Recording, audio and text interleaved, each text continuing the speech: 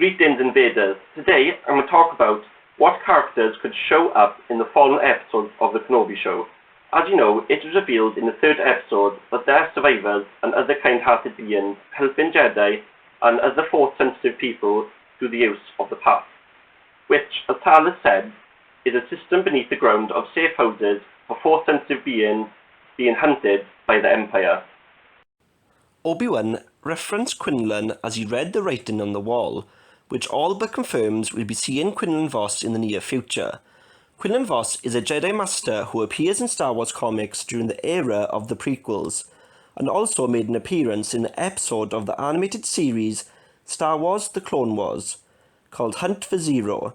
In the book of Dark Disciple, Quinlan Vos joins the dark side for a time, before Obi-Wan helps him back to the light. Obi-Wan, knowing that he is alive, could be filling Obi-Wan with hope in more ways than one.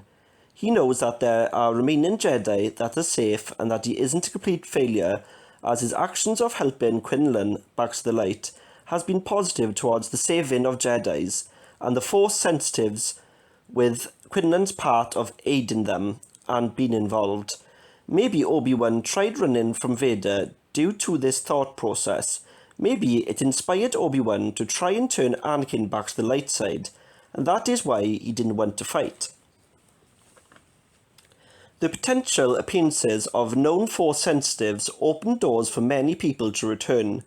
I'm going to go through my thoughts on who could return and how likely I think it is of happening. First off, Ahsoka Tano.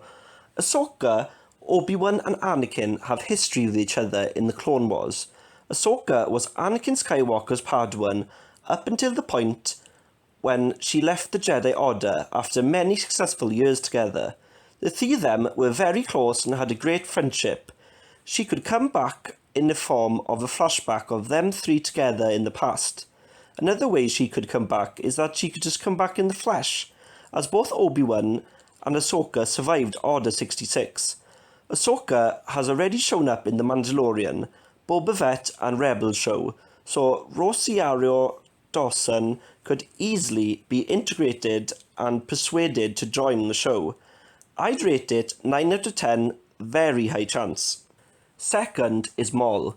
At this point in time, he is alive and the leader of the crime group Crimson Dawn. Maul is obsessed with finding and killing Kenobi. Maul is Obi-Wan's longest and one of his most biggest foes. Maul would definitely leave his crime base on Dathomir if he knew of Kenobi's location to enact revenge against the person who cut him in half. There are some things that cast doubt though, one being that Kenobi kills Maul on Tatooine years later, but it could still happen as it makes sense for the two of them to meet at least once more before Maul's death. Disney has also given a statement saying Maul wouldn't feature in the Kenobi series, but Star Wars is known for tricking their audience into thinking that their characters won't appear in shows or films, to find out later that they actually do appear and that Disney was lying to us all along to keep it a surprise. I would rate it 5 out of 10, so a 50-50 chance, due to the facts presented and that the season is short already and has lots going on in the series so far. There is a rumour that there will be another season, in which case it will be more likely that he appeared in that season. Next up is Karl Kustes. Karl was the hero of the popular video game Jedi Fallen Order. Karl, like Obi-Wan, is a Jedi who escaped Order 66, but as he was a Padawan, he had to learn more of the Force by himself, and later with his ally and new master Cere Junda. The Obi-Wan series is set 5 years after the events of Fallen Order video game, so at that point Karl will be more in tune with the Force, and as Inquisitors were in the video game chasing him throughout. It makes a lot of sense, especially since Karl and his crew gains the list of Force-sensitive children and sets out to find and protect all of them from the Empire in the closing stages of the game. I'd rate this as a 7 out of 10 chance of happening. The only negatives that this character is from a video game and characters from video games don't tend to cross over to the TV series or film. especially Star Wars. Also, by using him in the show, it might interfere or limit the prequel upcoming video game of the Jedi series.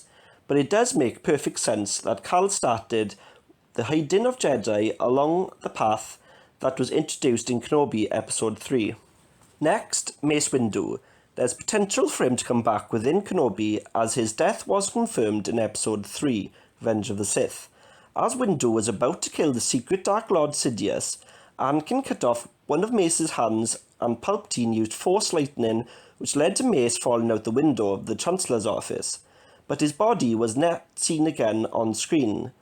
Previously, George Lucas has confirmed Windu is still alive, and the actor Samuel L. Jackson has said many times that he's eager to reprise the role. Mace and Anakin didn't see eye to eye, which led to many confrontations between the two, and distrust with one another. This would make great TV with instant dialogue and epic fight scenes if Windu came across Vader, as they are both highly skilled combatants. The only downfall is that since Disney took over Lucasfilm, there has been no confirmation if they are sticking with George Lucas's statement that Windu is still alive. I rate this as a 6 out of 10, even though this makes perfect sense, and with the actor eager to return, Disney have not yet confirmed the fate of Mace Windu. And now for the big guns. Yoda. At this time, he is currently exiling in Dagobah. I think there is potential of Yoda returning, but I believe that he would not venture off the planet of Dagobah. He could come back with maybe Obi Wan visiting his planet and maybe helping him to communicate with the dead. For example, Qui-Gon Jinn. Another way he could come back is going solo on Dagobah, visiting the dark side place on the planet, or through flashbacks of his time in the Clone Wars. I'd give this an 8 out of 10 chance of happening, as it makes sense as Obi-Wan is currently struggling to contact Qui-Gon through the Force and looks like he needs a bit of help. And Yoda was with Obi-Wan at the end of Revenge of the Sith and featured in the original films as a guide and mentor to Luke, so it would work perfectly in this series. The most likely to feature is definitely Qui-Gon Jinn. Every episode so far has mentioned Qui-Gon with Obi-Wan trying to talk to him through the Force. At the end of Revenge of the Sith, Yoda mentions to Obi-Wan that he could contact his old master for guidance if he trained to use the technique, so it seems the natural thing to appear in Kenobi. I would be very shocked if we didn't see Qui-Gon, and I believe it would be a wasted opportunity. The series so far is strongly suggesting that he's going to appear in some form, be that a Force ghost or flashbacks of them at a time when Obi-Wan was a Padawan. I'd say that both instances are extremely likely.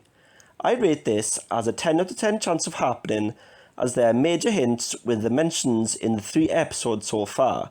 To add to this, Liam Neeson has recently said he is willing to play Qui-Gon again.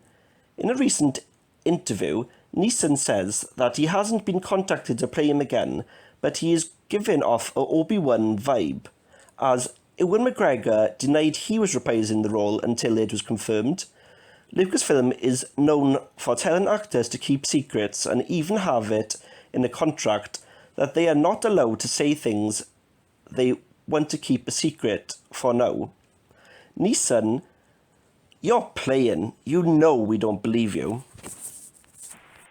So we could see Quinlan Vos, Ahsoka, Karl Kustes and Mace from the path, and Maul, Yoda and Qui-Gon through other means.